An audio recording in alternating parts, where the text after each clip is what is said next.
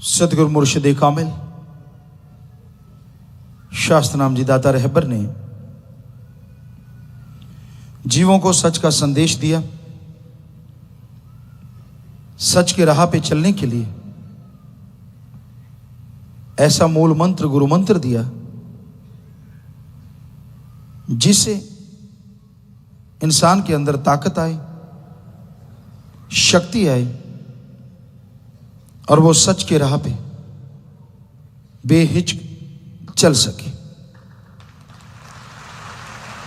सच के राह पे चलना, दूसरे शब्दों में बोलें तो हकीकी इश्क के रास्ते पे चलना कोई मामूली बात नहीं होती। प्रेम कमाना, शेर जगाना डरपोकों का काम नहीं। सोए हुए शेर को अगर कोई छेड़ दे तो वो सीधा गले को आता है। ऐसा होते देखा हमने अपनी आंखों से। तो वैसे ही इस घोर कलयुग में यहां बुराई का बोलबाला है। झूठ, कुफर, ठगी, बेईमानी, भ्रष्टाचार, काम वासना, क्रोध, लोभ, मोह, अहंकार, मन माया में लोग बुरी तरह से लिप्त हैं, बुरी तरह से खोए हुए हैं। ऐसे घोर कलयुग में, ऐसे भयानक समय में कोई ओम अल्लाह वाहिगुरु राम का नाम जपे बहुत बहुत मुश्किल है। और नाम जप के फिर सेवा करने लगे और ज़्यादा मुश्किल है। और सेवा करके दृढ़ यकीनी और दृढ़ विश्वासी बन जाए ये और भी मुश्किल है। क्योंकि आदमी हवा में जल्दी आ जाता है। चार लोग सलामें कर दें, उसे लगता है मैं कुछ और हूं, बाकी आदमी सिर्फ इन पशु है, मैं ही आदमी हूं।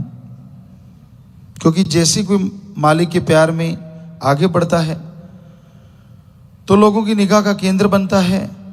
पर भक्त वही होता है जितना सत्कार करे, सह के रहे, झुक के रहे और अपने आप को छुपा के रखे। अहंकार, खुदी और गुरु पीर फकीर के वचनों से उल्ट चलने वाला वो कभी खुशियां हासिल नहीं कर सकता। तो इश्क के रास्ते पे चलना ऐसा होता है, बरसात में जैसे दोमट माटी, चिकनी माटी पे चलना, मुल्तानी माटी पे चलना, जिसमें फिसलने का बहुत बहुत डर रहता है। पहले आश्रम शाह मस्ताना जी दाता रहबर के नाम पे जो पहला आश्रम है, हम आया करते 1972-73 से। उसका आंगन कच्चा था, दरवाजा पक्का था। बरसात आ जाती तो ये होता कि लोग बाहर भी चिकनी माटी, दोमट माटी थी, अंदर भी थोड़ा ऐसा ही था। लोग आते, पाँव के साथ वो मिट्टी लग जाती और पक्की जगह पानी खड़ा हो जाता है कि दरवाजा वो नीचा हो गया, आसपास ऊंचा हो गया, तो उसमें पानी बरसात का थोड़ा रुक जाता। तो फिर वो माटी वहाँ पे आ जाती और जो भी कोई आता दड़ाम दड़ाम गिरते चले जाते। जो ढंग से थोड़ा सा यूं यूं करके चलता तभी पता चलता पैर निकल जाते नीचे से। तो कहने का मतलब वो सतगुरु की रजा शायद यही देखते होंगे कि कौन दीनता से चलता है। जो निगाह रख के चलता वो गिरता नहीं था, और जो निगाह रखे नहीं चलता पता नहीं कब दड़ाम पड़ता। बहुत लोग गिरते, दूसरों को भी गिरा लेते जो आसपास वाले होते, तो उसको पकड़ के उठाते उठाते भी दो चार और खिसक जाते साथ ही। तो ये सतगुरु की रजा, उसकी मर्जी ऐसा बनाया। और ये ऐसा प्यार मोहब्बत का रास्ता है। यहाँ अगर सतगुरु पीर फकीर से लिब लगा ली और सतगुरु को ही सब कुछ मान लिया तो ओढ़ निभ सकती है। अगर बंदों के चक्कर में पड़ गए कि ये बंदा यार पिताजी के नज़दीक, वो बंदा यार राम के नज़दीक, ये तो भक्ति करने वाला यार, ये तो फलाना यार, फिर तो गए भाई। ओढ़ निभानी सवाल ही पैदा नहीं होता। आशिक बने हो तो सतगुरु अल्लाह राम के लिए, और सुनते हो तो अपने पीर फकीर गुरु मुर्शिद की, तो सिर्फ उसकी सुनो और उसी से लिब लगा के रखो। किसी ने टोक दिया, किसी ने रोक दिया और आप पूंछ उठा के भागे कि मैं नहीं आता, तो ये कैसी आशिकी है आपकी? अजीब आशिकी है। आदमी आदमी है, वो कुछ भी बोल सकता है। पीर फकीर कभी किसी को बुरा नहीं कहते। तो आदमी की सुनते ही क्यों हो? वो अपनी ड्यूटी दे रहा है, वो अपने जितना उसको बुद्धि मिली है और जितना उसमें आदतें हैं वो उससे मजबूर है। एम एक ही होना चाहिए, लक्ष्य एक ही होना चाहिए, अपना गुरु पीर फकीर और अल्लाह वाहिगुरु सतगुरु मौला। दूसरा लक्ष्य तो होना ही नहीं चाहिए। जो सेवा करते हैं और दूसरा लक्ष्य बना लेते हैं, सेवा आती है दया में रहमत चली जाती है, आती है चली जाती है, क्योंकि ये सिर है अमानत सतगुर दी, दर दर ते चुकाया नहीं जानता। दर दर का मतलब ये नहीं होता किसी और दर के, आदमी के आगे भी झुकते रहे, उसको भी मालिक मानते रहे और वो भरा हुआ बुराइयों का पुतला है तो आपको बुराइयां ही बख्शेगा। यहाँ एक पंच कल्याणा हुआ करता, हंसाता था वो, कि वो किसी के साथ चला गया। आपको कई बार बात सुनाई, ये बाबा था, कहता कोई वैसे ही रिद्धि सीधी वाला और मैं ही साथ हो गया। कहता एक जैसे थे हम दोनों, रजाई रह के बैठ के, सुबह सुबह सर्दी का मौसम था और एक लड़की आई, कहता 5 रुपए मेरे आगे रख दिए, बाबा सिर ते हाथ फेरो। कहते मैंने ऊपर से कपड़ा हटाया कि बेटा बाबा उधर है, आशीर्वाद लेना तो उधर जा, मेरा हाथ तो मेरे सिर पे घूमता रहा, एक भी बाल नहीं रहा।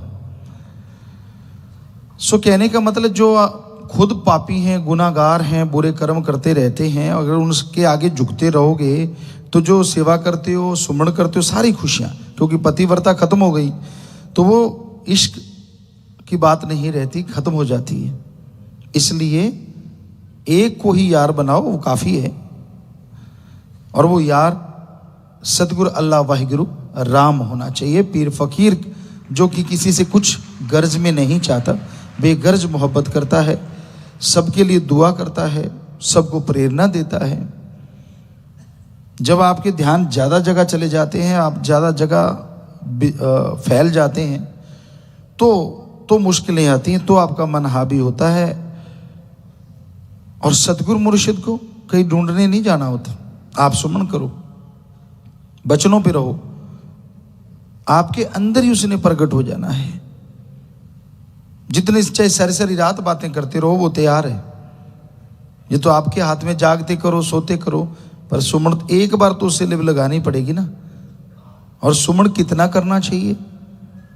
घंटा सुबह शाम लगातार करते रहिए, उसमें कहीं भी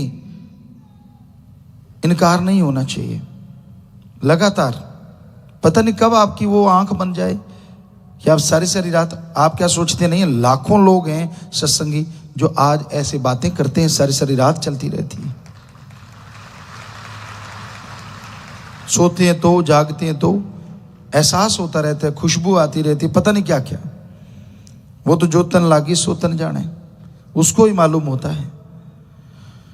तो भाई ध्यान से सुनिए बात। फकीर कोई ये नहीं कहते कि हम आपको कोई बद्दुआ देंगे, हम आपको बुरा कहेंगे, पर कम से कम बात सुनो तो पूरी ध्यान से, और सुन के अमल किया करो। अमल के बिना बेड़े पार नहीं, और जो ध्यान से सुनते ही नहीं, अमल कहाँ से होगा? बात को ध्यान से सुनो, मानो, फिर मालिक के इश्क पे चला जा सकता है। उसके इश्क का रास्ता हमने सभी धर्मों में पढ़ा कि जो अल्लाह वाहिगुरु राम के इश्क का रास्ता है वो तलवार की तरह तीखा है। और उसका कारण ही ये है कि आपको अपने अंदर की बुराइयां छोड़नी होंगी, अपने अंदर की बुरी आदतें बदलनी होंगी, और अंदर की बुरी आदतें छोड़ोगे, अपने अंदर की बुराइयां छोड़ोगे, तभी सतगुरु अल्लाह वाहिगुरु राम दर्श दीदार देंगे। दूसरों की बुराइयां गाना, दूसरों की तरफ इशारा करना बड़ा आसान होता है। खुद के अंदर कितने पाप किए हैं, कितने गुनाह किए हैं, उसकी कोई गिनती नहीं करता। और मालिक की कृपा ना हो, 100 ताने, 100 उलाहने इंसान देता रहता है। कदम कदम पे वो जान बचाता है, आने वाले भयानक रोगों को चुटकी में बदल देता है, ठीक कर देता है। वो परोपकार भूल जाता है। आदमी की इच्छाएं इतनी बढ़ गई हैं,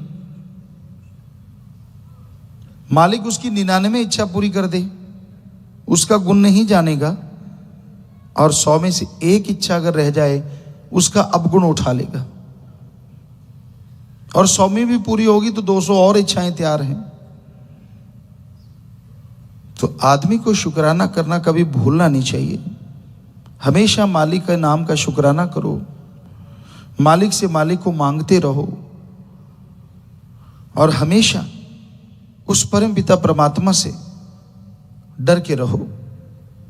आपको लगता है हम कहते हैं हर बॉडी में बेपरवाह जी ने ये फरमाया है, इस जन्म में ये दो काम करो, एक नाम जपो और प्रेम करो, किसी जीव का दिल न दुखाना कभी, मौत याद रखो, मालिक से डरो, उससे डर के रहो।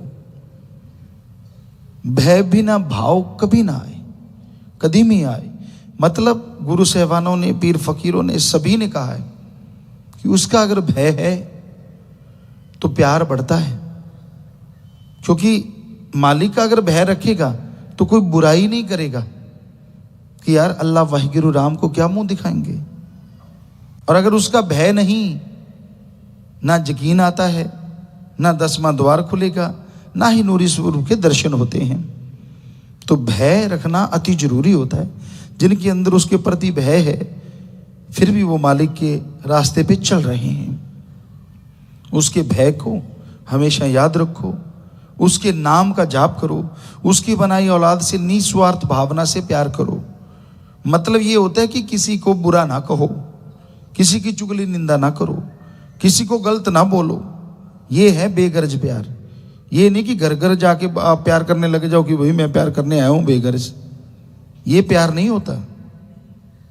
मतलब कभी किसी का बुरा ना सोचो, गलत ना बोलो, कड़वा ना बोलो किसी को भी। ये है मालिक से प्यार करना। बेगर्ज निस्वार्थ व्यवहार के सच्चे बनो, ठगी बेईमानी ना मारो, पाप जुल्म ना करो। तो संतों के वचन हैं, पीर फकीर के वचन जो माना करते हैं, मालिक उनकी झोलियां लबालब जरूर भर दिया करते हैं।